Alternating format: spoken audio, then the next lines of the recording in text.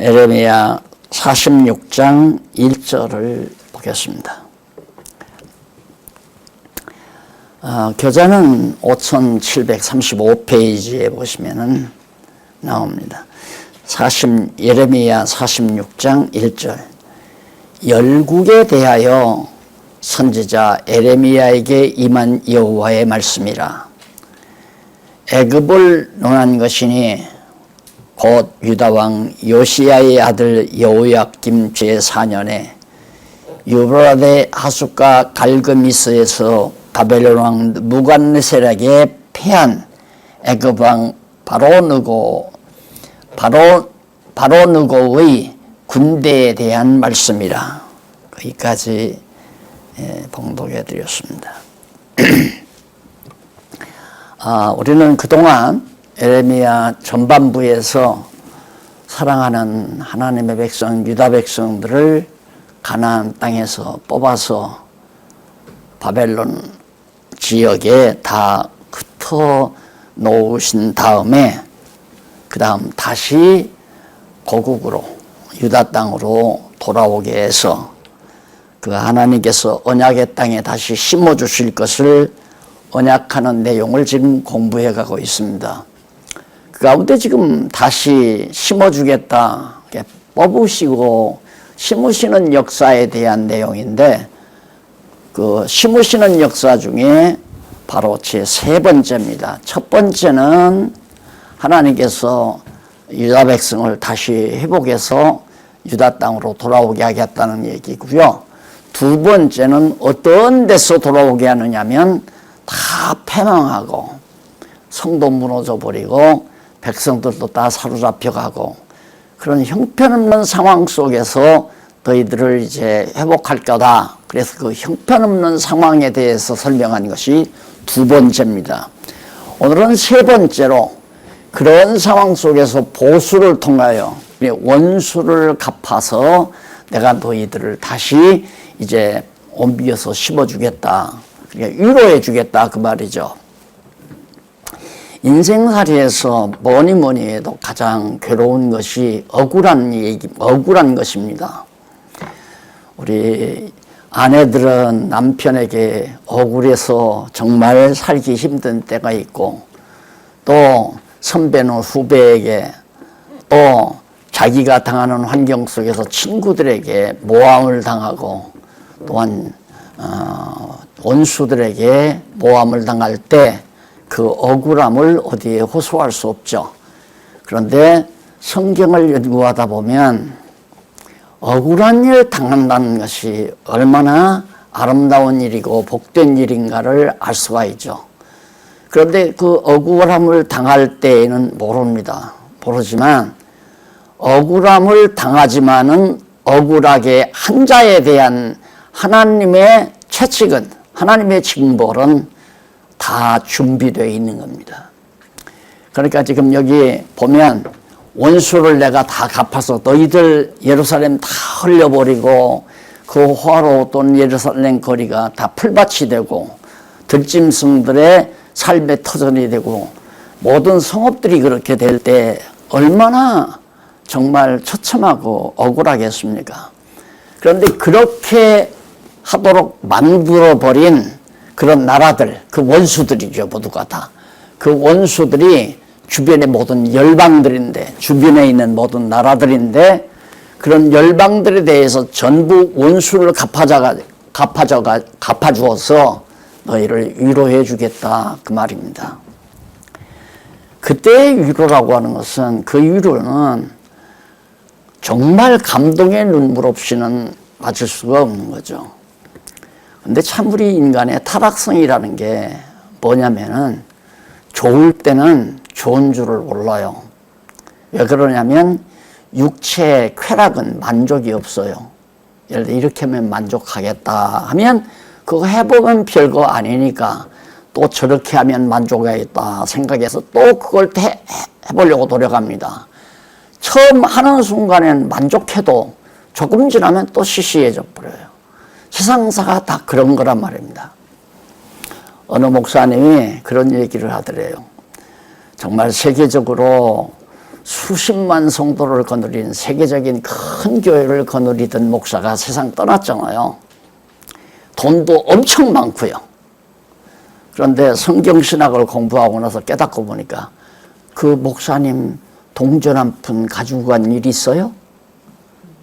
제가 생각해 보니까 다 별거 아니래요. 돈도 그렇고 명예도 그렇고 권력도 그렇고 영화도 그렇고 명예도 그렇고 다 이 세상의 것은 우리 인간을 최종적으로 만족하게 할 수 없다. 그런데 이 성경신학을 접하고 보니까 이렇게 귀하고 소중한 것이 있었는 줄을 자기는 미처 몰랐다고. 이 근래에 있었던 일입니다. 그 얘기는 솔로몬이 일찍이 다 했어요.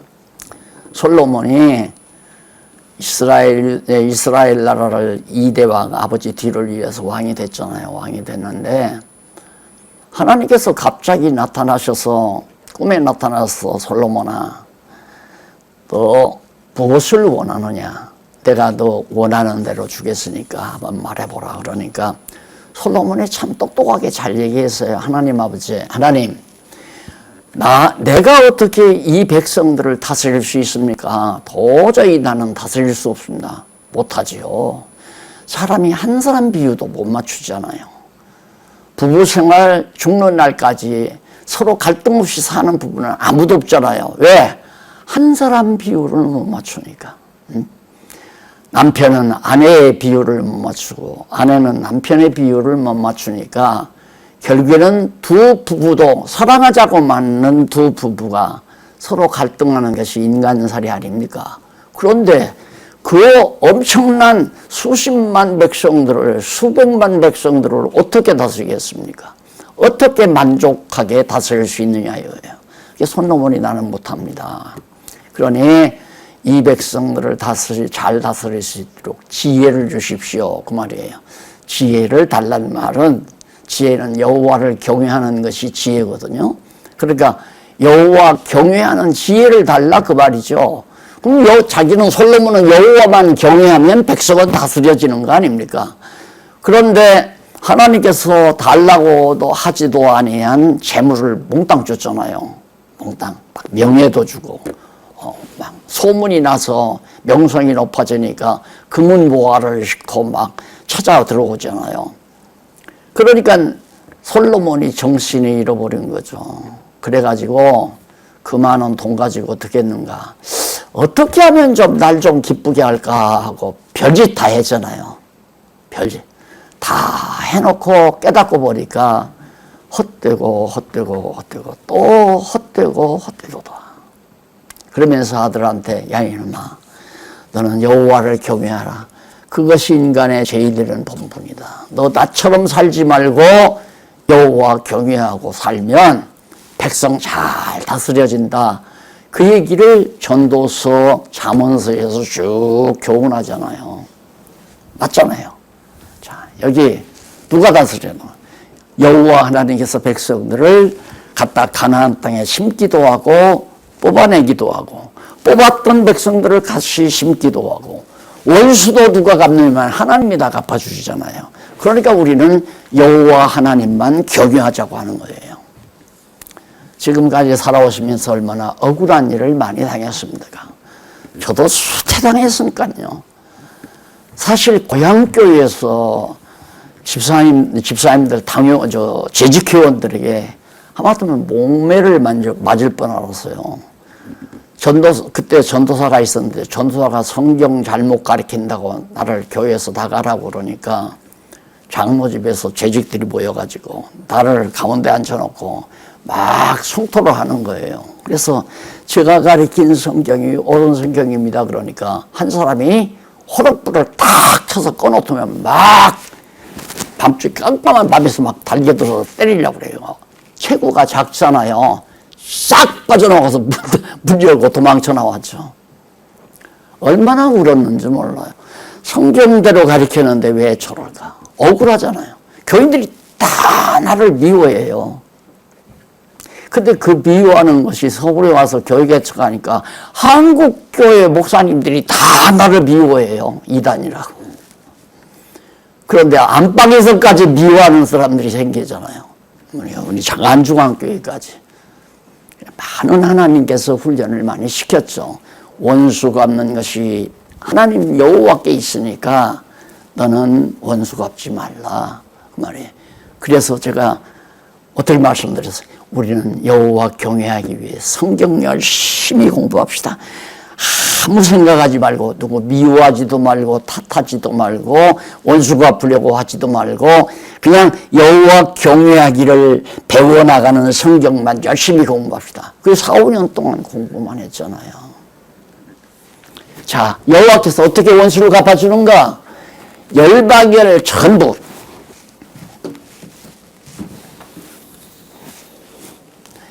여기가 유다 나라 아니에요, 유다. 여긴 블레셋, 이쪽은 암몬, 모압, 에돔, 애굽, 아수르, 블레셋, 블레셋. 여기 바벨론. 바벨론 안에지만 과거에 아람, 아수르 뭐 이게 다 있고요. 이런 시돈, 두로. 그러니까 하나님께서 사랑하는 백성을 한가운데다 딱 놔놓고 우기에 쌓았다고 그러잖아요. 다윗이 그래서 대적들이 우기에 쌓나이다. 포위했다 이 말이에요. 다윗 왕국, 유다 왕국 이외에는 전부 다 유다 왕국을 공격하고 미워하는 그런 대적들이었어요. 괴롭히고. 그래가지고 결국에는 바벨론 세력이 더 전부 이걸 다 점령하고 나서 유다 백성들을 사로잡아다가 전부 다 포로시켰잖아요. 그런 상황에서 내가 이런 열방들 전부 보수한다. 첫째, 애굽에 대해서 보수하고, 두 번째, 블레셋, 모압, 블레셋, 모압, 또 그다음 에돔, 암몬은 더 말할 것도 없고요. 그 기타 에돔, 암몬, 두로 뭐 이런 뭐 전부 나머지 이 세력들도 내가 다 원수 갚아주마. 그래서 내가 너희들을 다시 옮겨다 심어주겠다. 가나안 땅에. 왜 그러시나? 우리 타락한 인간은 하나님이 늘 형통케만 하면 다 인간적인 게 다 드러나요. 전부가 드러나요. 저도 목회를 해보니까요, 그냥 세팡살이 하면서 뭐 그냥 한 몇십 명 모여서 이렇게 성도들 그냥 성경 공부하고 그럴 때에는 아이고 권사님 아시죠? 그러니까 안 해요. 안 한대요. 절대 안 한대요. 권사 안 한대요. 장로도 안 한대요. 그런데 이렇게 딱 짓고 일로로 이사 오니까 그 다음부터는 서로 하려고 나대요. 서로. 이게 그냥 놔두면 안 된다 이 말입니다. 하나님께서. 그러니까 하나님께서 편안하게 해놓으니까 왕도 타락하고 솔로몬도 타락했잖아요. 다 타락. 쾌락 누리고 그걸로 완전히 어떤 때는 막 우상도 만들어 놓고 솔로몬도 우상 만들었잖아요. 눈으로 보는 거. 그렇게 타락하니까 하나님께서 싹 뽑아다 옮겨놨다. 그래 밖에 나가서 나가가지고 우상 섬겨봐라. 이게 바벨론 사로잡혀 가가지고 전부 바벨론 신 섬기며 살도록 하나님께서. 이게 우상 섬기며 사니까 힘들거든요. 고달프고. 그래서 여기서 하나님께서 급기야 상상도 못하도록 하나님께서 우선 애굽부터 쳐서 바벨론, 마지막 이제 바벨론을 다 치는 거예요. 마지막 최후로. 그렇게 해서 돌아오게 하니까 그때야 선지자들이 하나님의 말씀을 정하는 것을 깨닫고 통곡하면서 하나님의 전을 짓는 토대를 놓잖아요. 에스라 때. 왜? 통곡이 뭐냐? 억울해서 통곡하는 것도 아니에요. 슬퍼서 통곡하는 것도 아니에요. 너무 감격해서. 그래서 주변 나라들이 저 사람들이 섬기는 여호와는 살아있다. 그리고 이방 나라들이 다 여호와 신을 두려워하게끔 만들잖아요. 그러니까 내가 지금까지 무슨 얘기는 억울함을 당할 때 복으로 알면 된다. 하나님께 나를 더 좋게 하려고 하나님이 억울하게 하신다라고 하면 넉넉히 참하게 견딜 수가 있죠. 왜? 여호와 하나님이 살아계신 거 믿어지니까. 하나님은 우리를 그냥 솔로몬처럼 타락하게 놔두는 게 아니라 유다 백성, 유다 왕국처럼 자꾸 타락하게 만드는 것이, 놔두는 것이 아니라 타락하면 타락하지 않도록 깨닫게 하기 위해서 다 뽑아냈다가 다시 호되게 고통당하고 억울함을 당하고 슬프고 괴롭게 했다가 옮겨다 심어놓으면 그때야 감동해서 여호와를 찬양하고 감사하고 그게 계속돼야 되거든요. 근데 계속되려면 육체의 소욕이 자꾸 죽어지고 성령의 소욕이 자꾸 성장을 해야 그저 육체의 쾌락은 취하지 아니하고 오직 여호와 하나님 찬양하며 사는 삶, 그게 가장 지혜로운 삶이란 말입니다. 근데 하나님께서 여호와 경외하고 사는 욥 같은 사람도 신앙을 성숙시키기 위해서는 의인 욥 아니에요. 근데 욥 왕창 망하게 했다가 다시 일으키잖아요. 그래서 여호와 살아계심을 깨닫게 하고 경외케 하고, 그것이 아유 그렇게 안 했으면 좋겠다 아니에요. 타락한 인간은 그렇게 돼야 돼요. 그래서 곤고한 날과 형통한 날을 하나님 사랑하는 백성들에게는 겸해서 주는 거예요. 늘 형통함만 주면. 그러니까 요즘 젊은 사람들이 전부 교회 안 나오는 이유가 뭔가 다 좋으니까. 배도 안 고프고 어머니 아버지 돈도 많고 직장 가려고도 안 해요. 그것 가지고 오토바이 사가지고 막 즐기면서 드라이브하고 친구들하고 놀러 다니고 술 먹고 쾌락 즐기고, 요즘 젊은 사람들이 그쪽으로 빠져다 보니까 교회에 안 다니잖아요. 그럼 하나님이 어떻게 해야 하나? 택한 백성 같은 사람, 택한 백성이라면 질병을 주든가 경제적인 어려움을 주든가, 그래서 완전히 낮아지게 만들고 고통당하게 만들어가지고 여호와 하나님을 찾아 들어오도록 탕자가 돌아오는 것처럼. 그러니까 하나님 아버지가 탕자 내보내는 것이 나쁜 것이 아니라, 내보내서 고생시키는 것이 나쁜 것이 아니라 좋은 것이다. 다시 말해서 유다 백성을 뽑아내가지고 고통당하는 것, 억울하게 다 고통당하게 하는 것이 나쁜 것이 아니라 도리어 더 좋은 것이다. 이렇게 해서 원수들을 다 갚아가지고 예루살렘 다시 회복한대요. 얼마나 즐거웠겠어요. 하여튼 인근 나라들이 다 알아들을 정도로 통곡 소리가 일어났다고 해서, 울음소리가 그 예루살렘에서 성전터를 놓으면서 와보니까 성전터가 전부 풀밭이야. 돌이 다 흩어져 버렸어요. 그걸 하나하나 수축하면서 성전터를 낚아놓고 그렇게 하나님 앞에 눈물겹도록 찬양했던 에스라 시대의 성도들의 모습이 바로 이 보수를 통해서 이루어지는 거란 말입니다. 그러니까 우리는 이런 성경을 배울 때, 아니 애굽이 과거에 보수 원수가 범을 당했고 안 당했고 그거에 나와 무슨 상관이 있어요. 그러나 이 속에 담겨진 하나님의 깊은 섭리를, 여호와 하나님의 깊은 섭리를 내가 깨닫고 보니까 와, 전부 내 생활 속에서 하나님이 역사한다는 게 다 알 수 있잖아요. 전부 다. 아마 다 들으셨을 거예요. 그때 나를 처음에 이단 해가지고 7년 동안 나를 제명했던 목사가 여기 지었을 때 한 번 왔었잖아요. 광고 시간에 시간 달라고 해서 나오라 그래서 주니까 나가가지고 우리 박 목사님 이단으로 죽인 그 목사들 다 죽었어! 다 죽었어!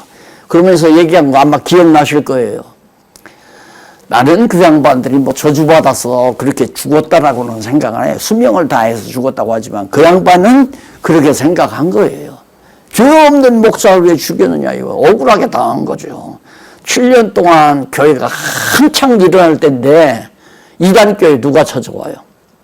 그래서 나는 그걸 감상한 게 뭐냐면, 7년 동안 나를 이단으로만 안 했으면 그때 막 젊은 사람들이 매주일 다르게 막 몰려왔잖아요.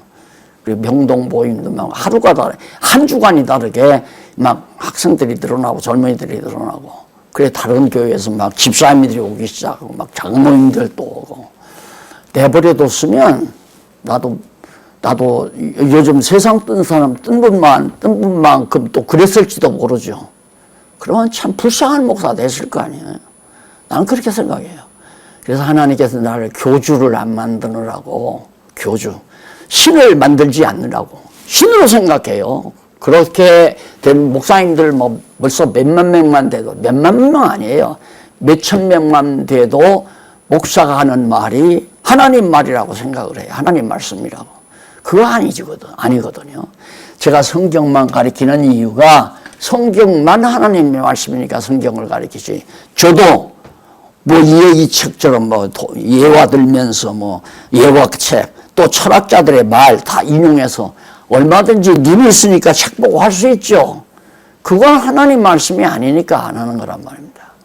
그런데 그렇게 몇만 명씩 몇십만 명씩 하면 내가 손들고 안찰하면 암도 낫고 병도 낫고 위장병도 낫고 축복도 받고 이렇게 딱 세뇌를 시켜놔야 그렇게 몇만 명씩 거느리는 거예요. 그러니 그렇게 안 됐다는 게 얼마나 다행이에요. 얼마나. 아니 나 살아있는 동안 여호와 하나님 정말 소중히 살아계심을 믿고 그저 굶지 않고 남에게 거지 노릇하지 아니하고 살아가면 됐잖아요. 그 이상 뭘 바래요. 여호와 하나님을 깨달아 경외하는 것이 인간의 최고의 본분인데 그걸 지금 이루시려고 하나님께서 열방을 보수하는데 46장에서 49장까지 내용이거든요. 첫째로 애굽에 대한 보수가 46장에 있어요. 그래서 아까 읽어드린 말씀 보면 애굽에 대하여 선지자 에레미야에게 임한 여호와의 말씀이라 1절에 그렇게 나오잖아요. 그러면서 여호와께서 애굽을 향해서 야 군대들아 일어나서 가라 총을 메고 가라 뭐 군대들아 가라 말을 타고 가라 하면서 쭉 나오잖아요. 어떻게 여기 애굽에서 자 애굽이 이제 바벨론 시대에 유다가 다 망했잖아요. 이스라엘은 그 전에 아수르에게 망했으니까 바벨론에 아수르 점령했으니까 여기는 끝났고요. 블레셋 뭐 이거 별것 아니고 그러니까 바벨론이 이제는 이거 다 점령하려고 그러는 거거든요. 다. 온 세상을 다 바벨론이 내가 온 세상의 우두머리다. 이 세상 권력이라는 게 전부 짐승 권세 아니에요. 이 짐승 권세라는 게 전부 온 세상을 짐승 권세가 차지하고 하나님 없다. 나를 섬겨라. 그러려고 하는 거란 말입니다. 그게 바벨론이 이제 머지않아 애굽을 쳐들어오게 생겼으니까 애굽은 가만히 있을 수 없다. 미리 쳐들어가서 바벨론을 쳐야 되겠다.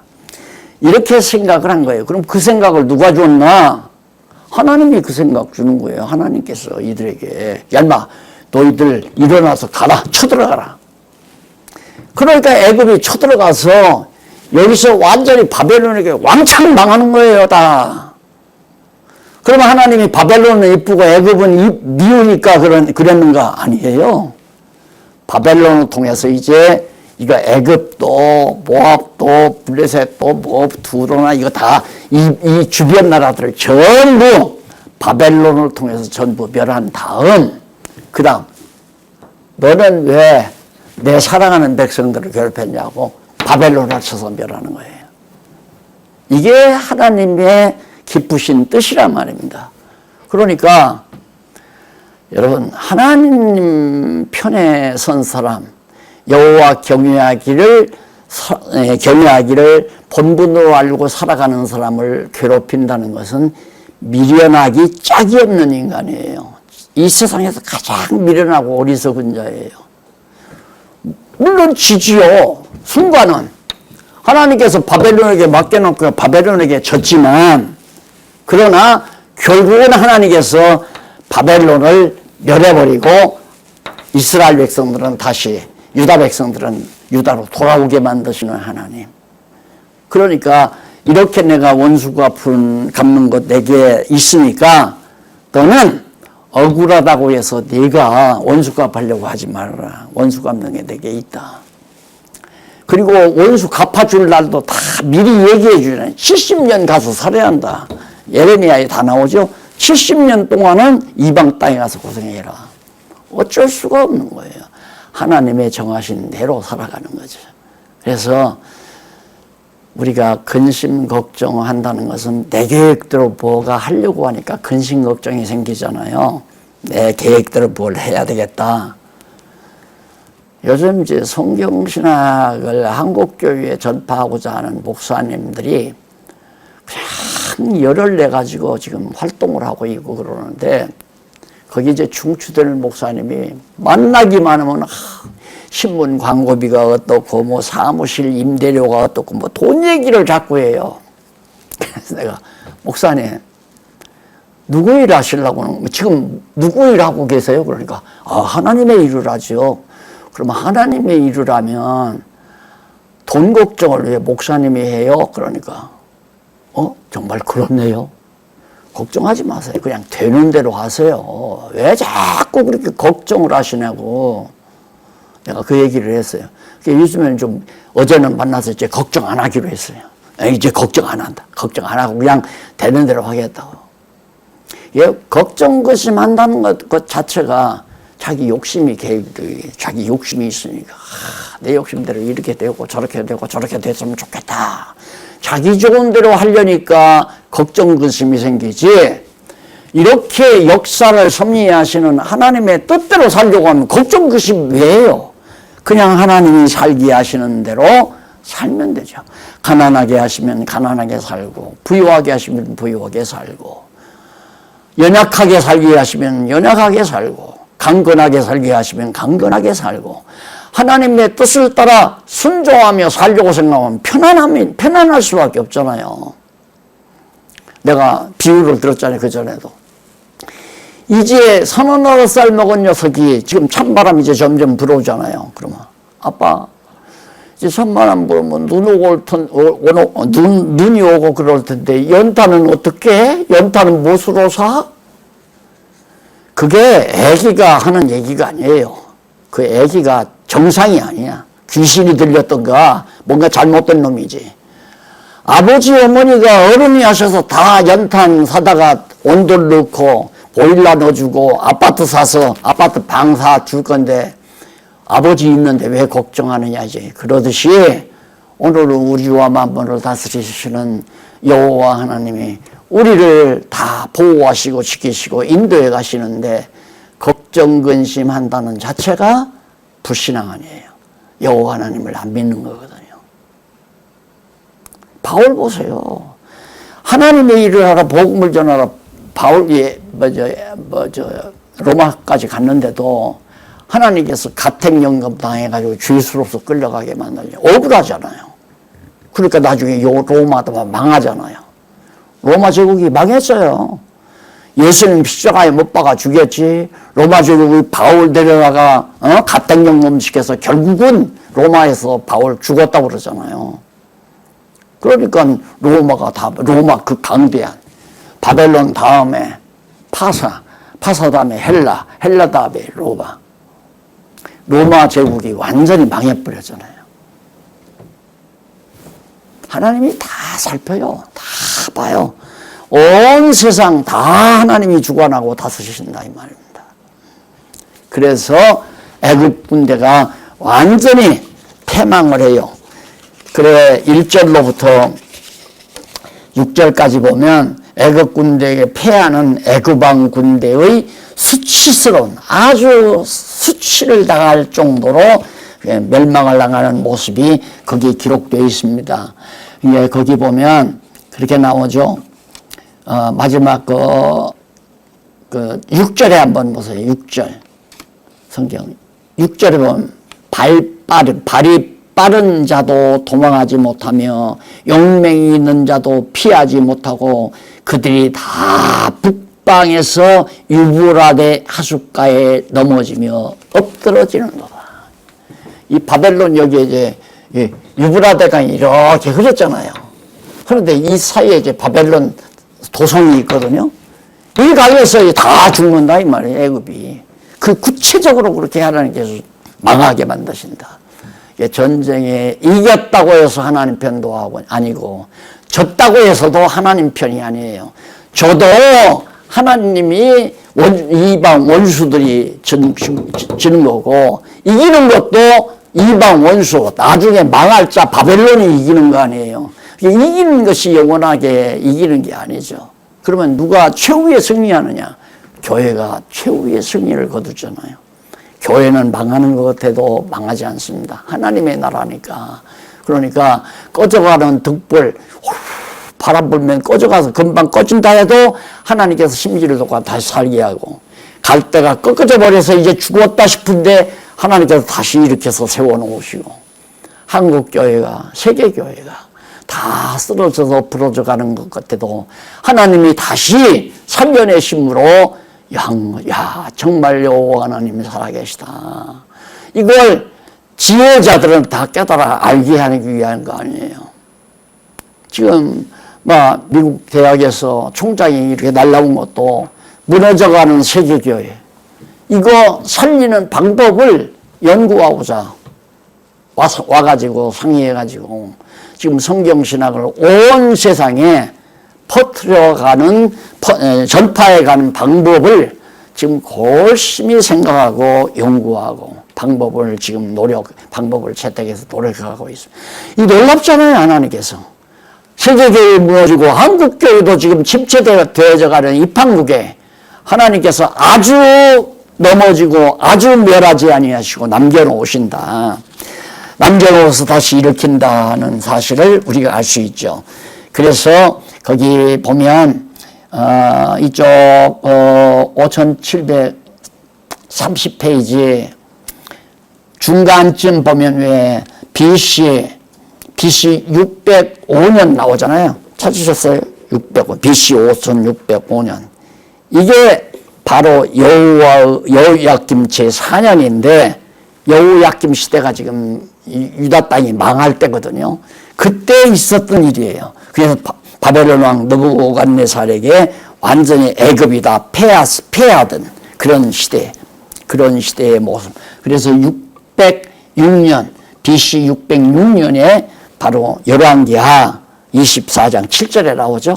벌써 열왕기하 27장 27절에서 얘기했는데 애굽이 패망하는 역사적 사실이 예언되는 내용이란 말입니다. 그러니까 지금 되어지는 이런 모두가 실제 역사적 사실이에요.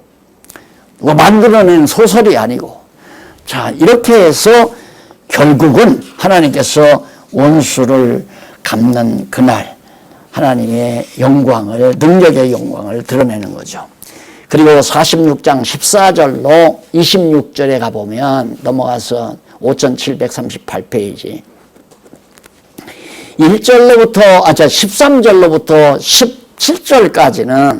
13절로부터 17절까지는 왜 애굽이 패망하는가, 패망하는 이유에 대해서 밝혀주는 내용이에요. 왜 패망하는가? 자, 13절로부터 26절까지인데, 이제 26절이 아니라 17절까지. 왜 패망하는가? 한번 17절 한번 보시면은 거기서 부르짖기를 애굽왕 바로가 망하였도다. 그가 시기를 잃었도다. 그가 그렇게 이제 망하고 시기를 잃어버렸다. 그래서 망했다 그 말이죠. 그런데 그렇게 된 이유가 어디에 있느냐면 그 14절 한번 보실래요? 너희는 애굽에 선포하여 믹돌라녹과 다바네스에 선포하여 말하기를 너희는 굳게 서서 예비하라. 내 사방이 칼에 삼키웠느니라. 너희 장사들이 쓰러지면 어찌미뇨. 그들을 서지 못하면 여호와께서 그들을 몰아내신 연원이라. 여호와께서 내버렸기 때문에 너희들. 그러니까 애굽 사람들이 이리로 쳐들어가는 것은 이기려고 갔지만은 하나님은 여기 가서 망하게 하려고 한 거라 이 말이에요. 망하게 하려고. 애굽을. 어쩔 수 없죠. 그러니까 하나님이 다 인간의 마음을 움직여요. 그러니까 사기당하게 하려면 욕심이 많은 자를 사기당하게 하려면 욕심이 부풀려서 막 벼락부자가 되려고 하는 생각에 마음이 그냥 허해가지고 자본을 투자했다가 다 망하는 경우도 다 똑같은 거죠. 하나님이 망하게 하고 흥하게 하기도. 도저히 먹고 살 수 없을 것만 같았는데 하나님께서 난데없이 일을 풀어줘가지고 먹고 살 수 있도록 만들어주기도 하고요. 그래서 이 물리학에도 보면 확정성이라고 물리학자들이 그렇게 모든 만물이 다 아주 기계처럼 이렇게 확정되어 있다는 거예요. 그런데 아인슈타인이 불확정성 물리를 얘기했잖아요. 아니다. 꼭 그런 것만은 아니다. 확정되지 않았다 그 말이죠. 그 확정되지 않은 건 어떻게 연구해보면 수학적으로 그렇게 될 것 같은데 이상한 일이 벌어진다요. 왜? 하나님께서 이렇게 애국 같은 사람을 쳐들어가게 해서 망하게 하니까 이걸 어떻게 누가 예측을 하느냐 이 말입니다. 쳐들어갈 때는 이기러 갔는데 패하고 돌아오잖아요. 다 하나님이 만사를 주관하기 때문에 내가 왜 망해? 내가 지금 은행에다가 현찰을 놓고 또 황금 덩어리를 사서 은행 금고에 넣어놓고 땅도 사놓고 내 재산이 얼마인데 난 안 망해? 아니에요. 하루아침이에요. 하나님이 망하면 하루아침. 유다 하루아침 망하잖아요. 애굽도 하루아침에 망하고. 그 다음 이제 18절로부터 22절까지는 패망 상황. 어떻게 패망하는가? 그들이 애굽이 패망하는 상황에 대해서 설명하는데, 자, 우선 거기만 읽어보십시다. 20절만. 애굽은 심히 아름다운 암송아지라도 북에서부터 멸망이 이르렀느니라.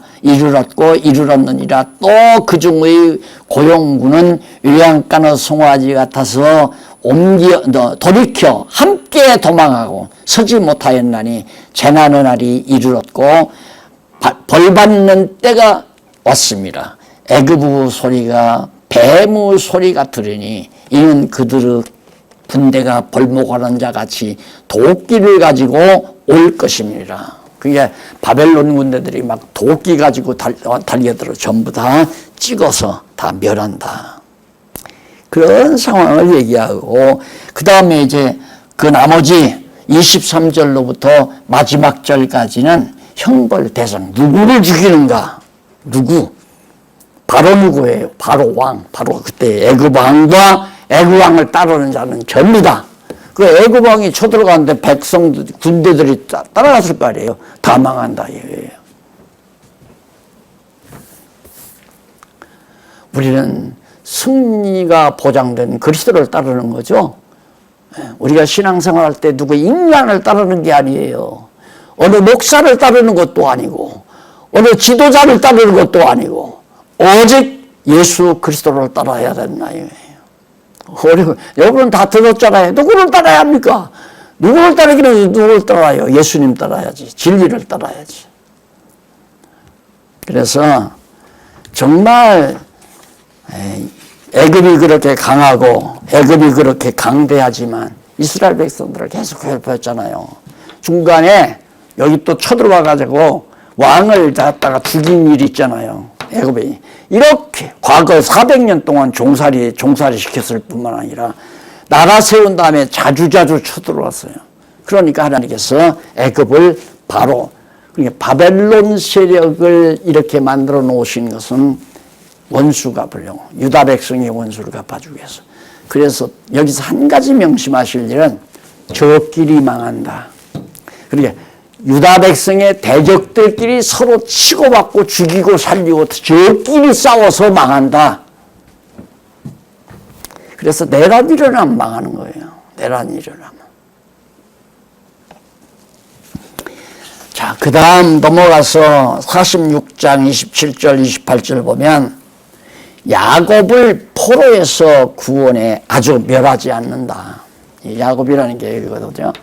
나라는 다윗 왕이니까 유다죠. 나라는 다윗 왕이니까 유다 지파에서 다윗 왕이 나오잖아요. 백성은 다 여기 북이스라엘은 백성은 역시 다 이스라엘 백성 아니에요. 백성은 그대로 놔두지만 나라는 망한다 이 말. 북이스라엘 나라는 망해도 여기 살던 백성들은 일부 남아요. 여기도 일부 남아가지고 결국은 이스라엘이 유다 백성이 이스라엘이 결국 야곱 자손이죠. 야곱 자손이 포로에서 다 이렇게 돌아와 가지고 결국 다시 회복해 준다. 그래서 이게 얼마나 간단히 말하면 여호와 경외하기를 가르치는 실습이에요. 우리가 지금 여기서는 학습을 하잖아요. 성경을 놓고 이렇게 공부해요. 학습을 해요. 실습은 뭐냐? 우리의 실제 생활에서 차보다가 왕창 망하고 다시 일어나고, 병을 알아서 병원에 가서 몇 달 동안 고생하다가 건강을 찾고 돌아오고, 이런 게 다 실습이에요. 무슨 실습? 여호와 경외하기를 배우는 실습. 공부는 학습과 실습이 겸해야 되거든요. 하나님은 꼭 학습 실습을 겸해요. 그래서 여러분 들으셨죠? 제가 장안중앙교회 목회도 나는 목회가 목적이 아니라 여호와 경외하기를 배우는 게 목적입니다. 그 말이에요. 목회 성공하려면 나는 목회 성공자가 아니죠. 패배자죠. 예? 정말 억울한 일 많이 당하잖아요. 패배자죠. 교회도 얼마 되지도 않고. 그러나 이게 하나님 경외하기를 가르치는 하나의 실습이기 때문에 그런 실습 과정을 통해서 여호와 살아계심을 늘 알게 되고, 그리고 무슨 일이 잘 될 때 늘 조심스러워요. 욥이 그랬잖아요. 형통하죠. 동양의 부자였으니까. 그래서 생일잔치를 자녀들이 와서 그냥 막 축하를 하고 막 생일잔치를 했잖아요. 얼마나 좋아요. 그럴 때 잠시라도 여호와 하나님을 잃어버렸을까봐 욥이, 자녀들이 너무 기쁘니까 그 환경에 기쁨을 누리다가 그 육체의 기쁨은 여호와를 잃어버리게 하는 거란 말입니다. 쾌락은. 그래서 이제 제사도 드리고, 그만큼 철저히 해서도 하나님께서는 욥의 신앙을 더 눈으로 보는 신앙을 하나님께서 갖게 하시려고 욥을 다 망하게 하잖아요. 그래서 저는 이 어려움을 겪으면서 내가 기도를 잘못했나, 하나님 아버지 나 이제는 눈으로 보며 살고 싶어요. 그리고 소원을 했거든요. 물론 그 소원은 하나님이 주신 소원이죠. 좋은 소원이든 나쁜 소원이든 우리에게는 좋고 나쁜 건 없지만 어쨌든 이제는 하나님 하시는 일, 나이가 들었으니까 보고 살고 싶습니다 하고 기도를 했는데 엄청난 정말 고통스러운 일, 억울한 일, 고통스러운 일을 보여주잖아요. 야, 내가 공연히 그 기도를 했는데 한때는 그랬어요. 나만 고통을 당하면 모르는데 많은 성도님들이 고통을 당하니까, 저 해외에서 아르헨티나에서는 어느 성도가 병이 났대요. 우리 소식을 듣고. 그러니 제가 얼마나 괴로워요. 그렇지만 하나님께 보며 살고 싶다고 하는 그 말은 가만히 생각해 보면 내 신앙을 좀 더 키워주십시오. 그 말과 같더라니까요. 욥이 이제는 하나님을 귀로만 들었는데 눈으로 봅니다 그랬잖아요. 그 고난 겪고 나서. 그래서 내가 눈으로 보며 살고 싶다는 말은 내 신앙을 좀 더 키워주십시오. 그래서 한마디 더 하자면, 내가 60대에 그런 말 했어요. 이제야 목회를 할 만하다. 이제야 목회를 좀 하겠다라는 생각을 했다고. 그런데 70대 거의 돼가지고, 이제 70대니까 이제 목회가 뭔지 알겠다는 얘기 또 한 번 했잖아요. 이제 80이 넘어서니까, 진짜 인생이라는 것은 여호와 하나님 경외하는 것이 인간의 제일 된 본분이고, 이 세상에 사는 이유가 성공하기 위해서도 아니고 선한 일을 하기 위해서도 아니고 결국은 여호와 하나님 경외하기를 배우다 가는 것이 인간의 모든 삶의 목적이구나. 이게 너무너무 분명히 다가오는 거예요. 그러니까 이러든 저러든 여호와를 배워나가는 삶이 무엇보다도 값진 것이다. 그래서 너는 아주 멸하지 아니하리라. 그 끝부분에 보면 그 말씀이 나오잖아요. 네, 끝부분에 보면. 자, 거기에 28절 그 마지막 절이죠. 거기 보면 나 여호와가 말하노라. 나 종 야곱아, 내 종 야곱아, 내가 너와 함께하리니 두려워 말라. 내가 너를 흩었던 그 열방은 다 멸할지라도, 이들은 다 멸할지라도 너만은 내가 남겨놓겠다. 자, 그리고 이제 47장에 넘어가 보면 블레셋 47장에 48장까지가 블레셋과 모압에 대한 보수예요. 여기 블레셋이죠. 여기 블레셋, 여기 모압, 이 주변이요. 에돔도 있지만 블레셋과 모압을 하나님께서 멸해버리겠다. 그들도 역시 누구를 통해서? 바벨론 군대를 통해서 멸하는 거예요. 그래서 바벨론 군대를 명하여 블레셋을 멸하게 하셨다고 예언합니다. 지금 우리 세계 정세가요, 미국은 중국이 너무 막 저렇게 들고 경제적으로 막 들고 일어나니까 겁이 나가지고 지금 막 어떻게든지 중국 견제하려고. 중국은 중국대로 미국이 막 자꾸 세련된 무기 만들어라니까 서로 지금 난리예요, 지금. 난리 쳐야 필요 없어요. 하나님께서 망하게 할 자 망하게 하고. 그래서 나는 그 세상 나라는 미국이나 저 중국이나 뭐 일본이나 할 것 없이 유럽이나 모든 나라들은 이 세상 나라 아니에요. 이 블레셋이나 이거 똑같은 거예요. 하나님의 교회, 이거 유다, 이스라엘 남겨놓는 거 하나님의 교회만 남겨놓는다 이 말이에요.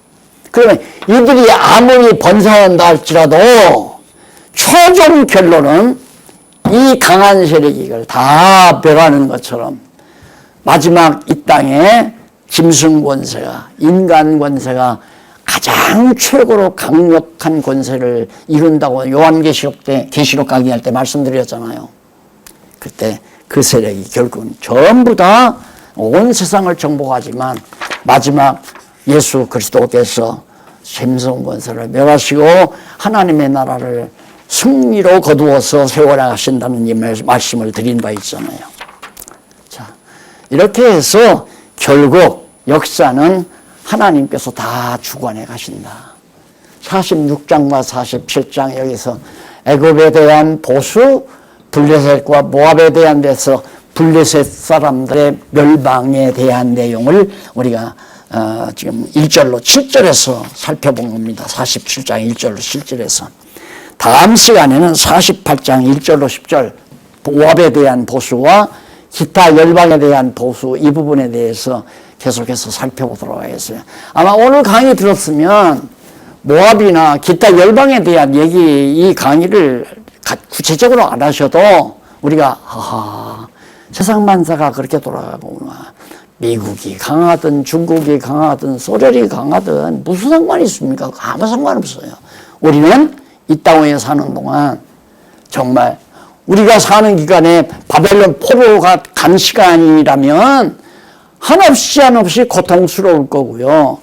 그냥 돌아와서 성전 짓는 시간이라면 그래도 편안하게 얼마나 좋겠어요. 그런 시대만 살고 간다면. 근데 그게 언제 누가 걸리느냐는 우리 선택만이 아니잖아요. 그러니까 이 세상 교회는 흥했다 망했다 흥했다 망했다 이렇게 하지만 세상에 있는 교회는 절대 망하지 않는다. 지금 미국의 대학 총장님하고 같이 일하시는 목사님이 하나님은 그분은 한 30년 성경 공부를 성경신학 공부를 인터넷으로 이 방송을 통해서 또 서적을 통해서 계속 연구하고 공부하신 분이에요. 그분이 그래요. 목사님, 하나님께서 교회 다시 살려요. 어찌 한국교회만 살립니까? 세계교회 다시 살려야 돼요. 그러면서 얘기를 아이고 맞는 얘기야. 10번도 맞는 얘기지. 하나님의 나라 교회를 버리겠어. 하나님은 남겨놨는데 결국 남긴 것이 뭐냐. 대한민국의 아름다운 이 조만한 교회. 여기를 통해서 하나님의 말씀, 성경 진리가 100배가 막 밝히 너무도 뚜렷하고 분명하게 다 드러내신 것은 이 진리로서 세계교회를 일으키시려는 하나님의 섭리가 너무 분명하지 않느냐. 하나님이 살아계심을 다시 한번 함께 볼 수 있어서 한없이 기쁨을 금할 길이 없습니다. 함께 하나님 앞에 찬양하는 삶이 이루어지기를 바라고요. 다음 주일에 다시 뵙기를 바랍니다. 기도하십시다. 살아계셔서 인류 역사를 주관하신 하나님 아버지, 인간들이 얼마나 오만방자한지 자기들의 생각대로 자기들의 의지대로 나라를 세우려고 난리법석입니다. 하지만 하나님의 백성은 오직 하나님만 의지하고 만왕의 왕 예수 그리스도를 모시고 이 땅의 하나님의 나라 건설에 쓰임받기를 간절히 소원하오니 진리의 말씀으로 하나 된 모든 영혼들을 붙잡아 주시고 세임 얻게 해 주시옵소서. 예수님 이름으로 기도드립니다. 아멘.